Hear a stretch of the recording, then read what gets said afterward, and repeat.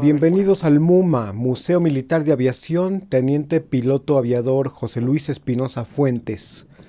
Esto es parte del complejo del Aeropuerto Internacional Felipe Ángeles. Este museo está lejos de la terminal de pasajeros, pero está muy cerca del Museo Kinametsin del Mamut, entrando por la zona militar de Santa Lucía. En este canal existe un video acerca del Museo del Mamut y otro más acerca de la zona comercial que se encuentra frente a este museo. En esta ocasión me indica el oficial a cargo de la entrada que todas las salas adyacentes están fuera de servicio y que solo podremos visitar la sala principal, que comprende aeronaves restauradas y decoradas, y el patio de exhibición, que tiene naves de guerra y transporte de personal. Pues es una ciudad muy limpia, muy bien organizada. Y hace rato que venía me detuvo un militar porque me dijo que tenía yo que cruzar por la esquina para no pisar el pasto. Entonces, pues yo, a pesar de que vengo desde allá, desde el centro comercial, estaba yo pensando cruzarme por el pasto, por aquí, por el camellón. Pero como me dijo a la entrada que no se pasaba por allí, pues mejor me vine hasta aquí, hasta la esquina, porque aquí hay bastante orden. Pues es un orden militar. Gracias. Y hay que pasar por los cruces peatonales. Y no ves aquí a nadie corriendo, que esté rebasando. Todos vienen a una velocidad adecuada. Si ven a alguien que va a cruzar por un paso peatonal, se detienen, te dan el paso, porque ese es el orden militar que debe de haber. Nosotros a veces criticamos mucho todo lo que es autoridad y lo llegamos a confundir con autoritarismo, pero en realidad muchas de esas cosas que nosotros llamamos autoritarias las necesitamos también, las deberíamos de desear en la vida civil. Por supuesto que estas aeronaves yo creo que ya estaban como para la basura y las restauraron aquí como para que la gente viera cómo eran estos modelos. Son avionetas antiguas. Las naves de la sala están decoradas de forma deportiva y hasta infantilizada, como para llamar al humor de los niños que las visitan. Igual hay naves en tierra que en el aire, sujetadas por cables. Los detalles de las alas, las hélices, los infinitos y complejos tableros de control que igual te dicen si está encendida una luz de las puertas de carga que si estás a punto de estrellarte contra una montaña. El lugar despierta la imaginación y la creatividad. Lo mismo si sabes o no la historia de las naves, o si te gusta la historia de la aviación militar. Veremos naves que tienen rótulos tanto en inglés como en ruso. Algunas naves fueron adquiridas por México después de la caída de la Unión Soviética. Los países soviéticos comenzaron a rematar sus naves obsoletas para recuperarse económicamente, lo mismo que en un tianguis. Estados Unidos se molestaba con cada compra de equipo exsoviético. Decía que ellos nos regalaban aviones y que nosotros les comprábamos a los rusos. La historia de la aviación militar de México tiene muchas historias que contarnos.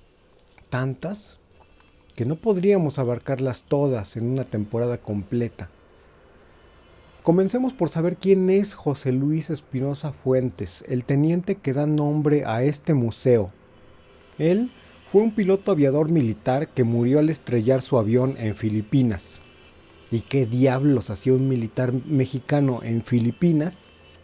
Bueno, el teniente piloto aviador José Luis Espinosa Fuentes tiene una historia que nos remonta a la Segunda Guerra Mundial y directamente al Escuadrón 201 Héroes del Pacífico, con el cual México participó por haber sido ofendido por Alemania 2 años después de iniciada dicha guerra. En 1942, Alemania atacó un buque petrolero mexicano autorizado frente a las costas de Florida y hubo 15 muertos. Era el segundo año de la Segunda Guerra Mundial y México se había pronunciado neutral en la guerra a pesar de haber condenado las intervenciones contra territorios en estado de paz. Manuel Ávila Camacho, el entonces presidente, envió una nota diplomática a Suecia, que era el país que tenía a su cargo el cuidado de los ciudadanos mexicanos y sus bienes dentro de los territorios del eje nazista, Alemania, Japón e Italia. El presidente les exigió que en 15 días dieran una respuesta satisfactoria y una indemnización por los daños causados a México, que se había declarado neutral en la guerra mundial que se llevaba a cabo. Sin embargo, Japón e Italia no contestaron y Alemania no quiso recibir el mensaje. Por el contrario, un día antes de terminar el plazo que se les dio, el submarino alemán U-106 atacó el buque mexicano Faja de Oro, matando a 10 marinos. Es entonces cuando el presidente acude al Congreso de la Unión y pide la aprobación del decreto de guerra. La sociedad mexicana de aquel entonces se vio muy motivada por los medios de comunicación y por la película estadounidense International Squadron, La Legión Sin Patria, que se estaba estrenando bajo la dirección de Lothar Méndez e interpretada por Ronald Reagan, así como un gran discurso del presidente Ávila en el que subrayaba la pacificación mundial, lamentaba los ataques a los buques mexicanos y declaraba la guerra al eje nazi-fascista.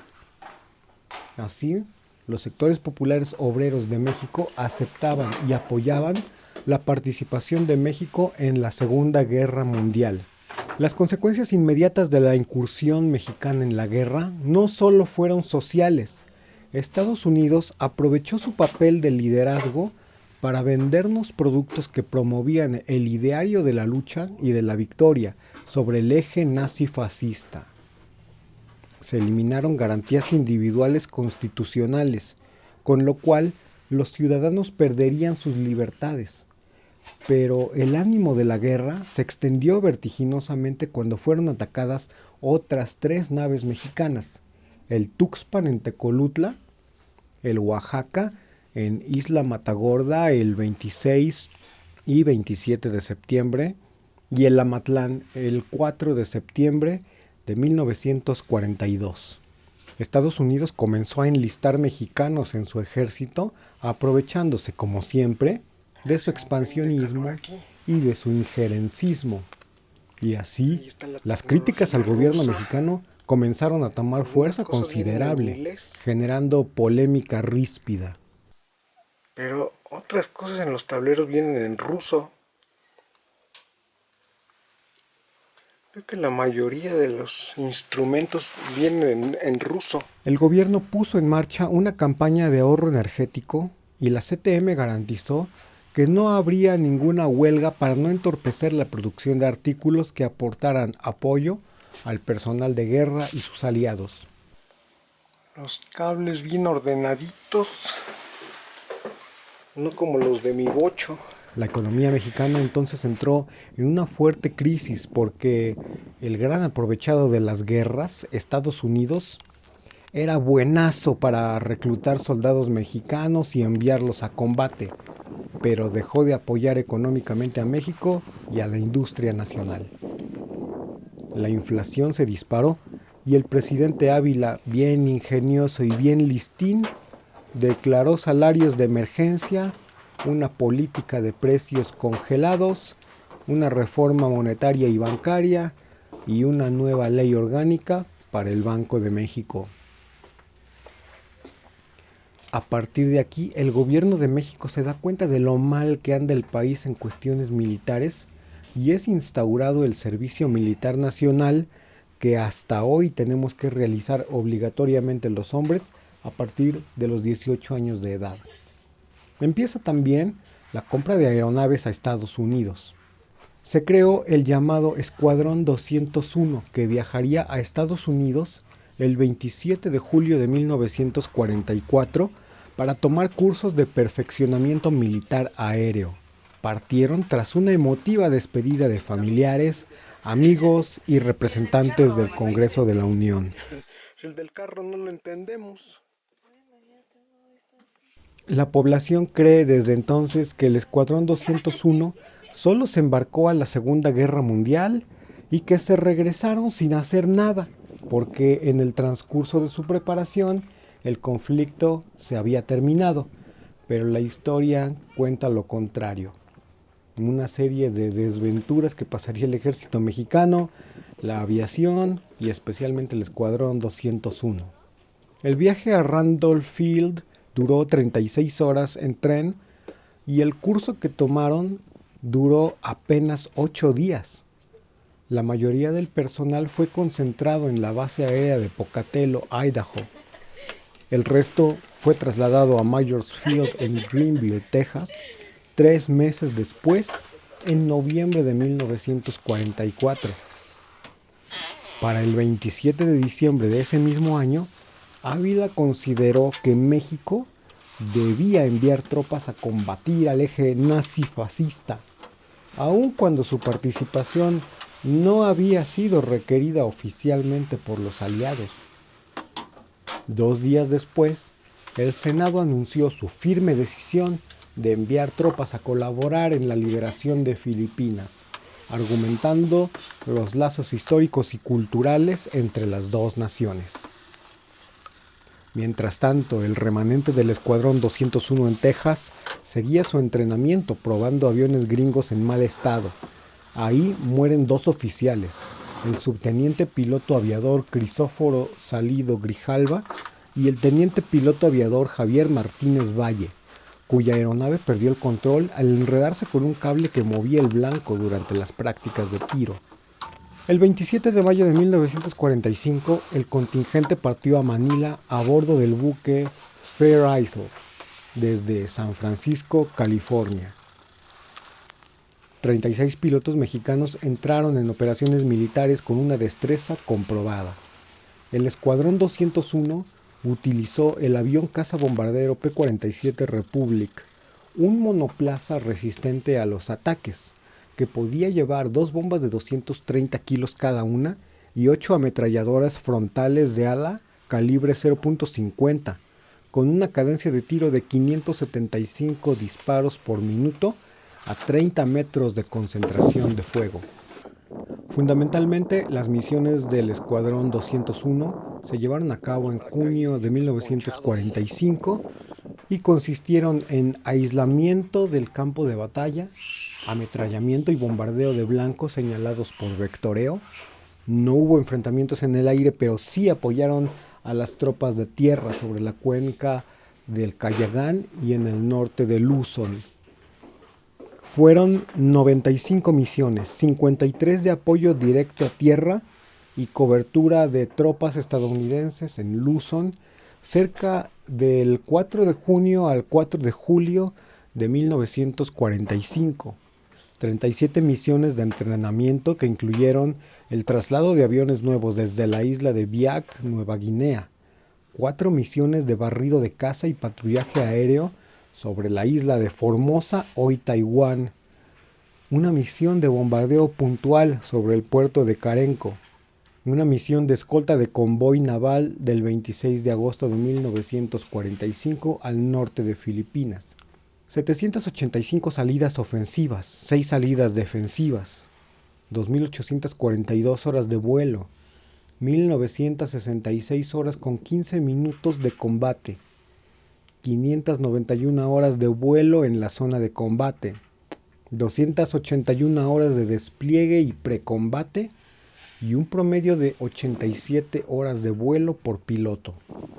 El Escuadrón 201 expulsó 957 bombas ANM-65, 500 ANM y disparó 166.922 cartuchos.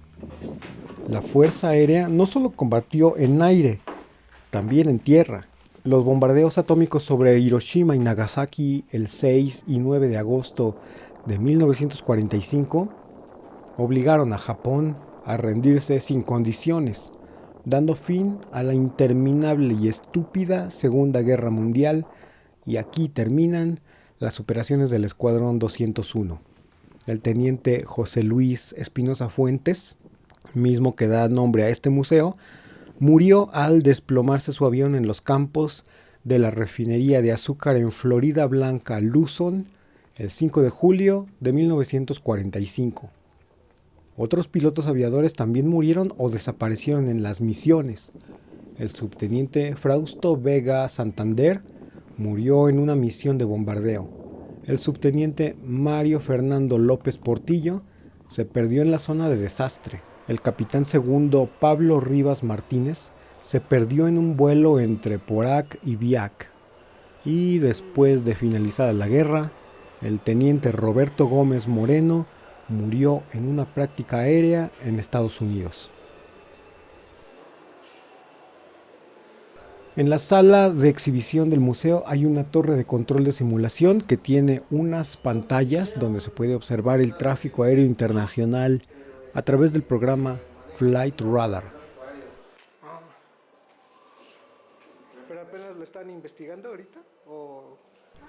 Hoy tenemos la creencia de que un estado de paz es una dádiva natural de la vida, pero realmente es el resultado del esfuerzo y el sacrificio de muchos valientes que unen sus fuerzas para derrotar un opresor en común.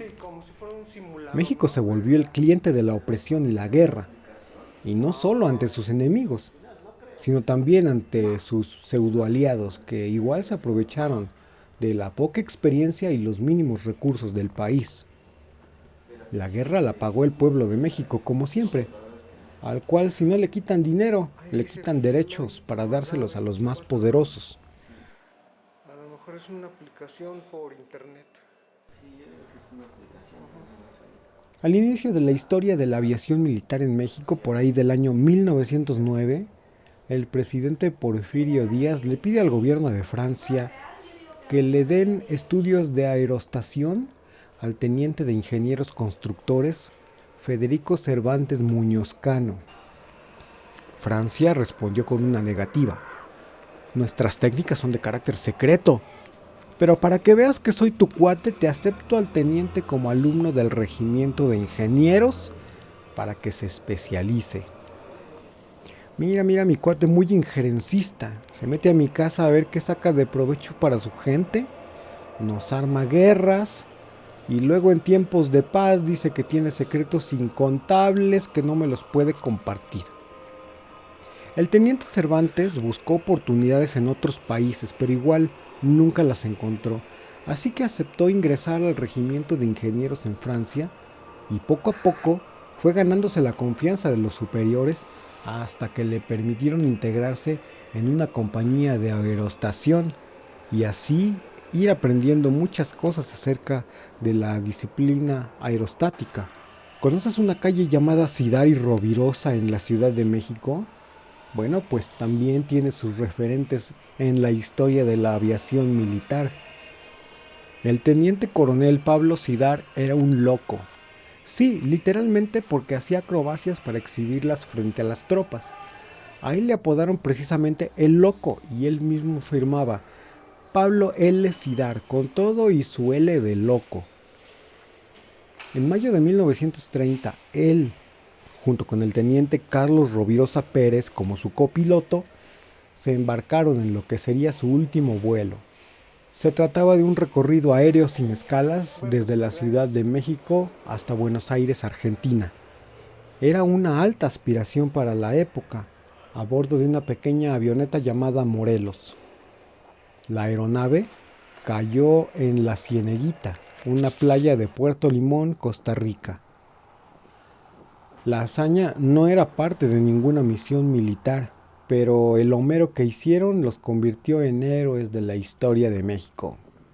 Por cierto, Recientemente hubo un choque de aviones militares que practicaban para un desfile aéreo aquí en la base aérea de Santa Lucía. No hubo víctimas civiles ni militares, pero casi nacen nuevos héroes caídos en cumplimiento del deber. Unos se convierten en héroes por su empeño y valentía, y otros por sus pifias y sus desobediencias. Pero así será siempre la historia. Y como estas, hay muchas otras historias que contar sobre la aviación militar, pero necesitaríamos unos 60 museos con todas sus salas abiertas para poder contarlas y comprenderlas todas. Que estén muy bien, pásenla súper, los leo en los comentarios.